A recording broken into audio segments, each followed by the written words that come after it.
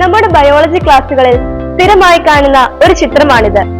മധുരമറിയാൻ നാവിന്റെ തുമ്പ്, ഉപ്പറിയാൻ വശങ്ങൾ, കയ്പറിയാൻ നാവിന്റെ അറ്റം.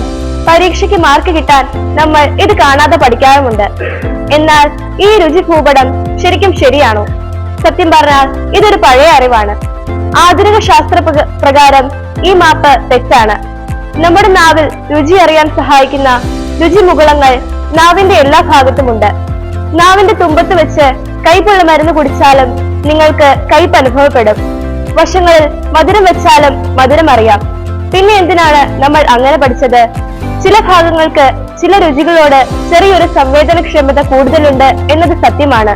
പക്ഷേ അതിനർത്ഥം നാവിന് ഓരോ രുചിക്കും പ്രത്യേക സോണുകൾ ഉണ്ടെന്നല്ല.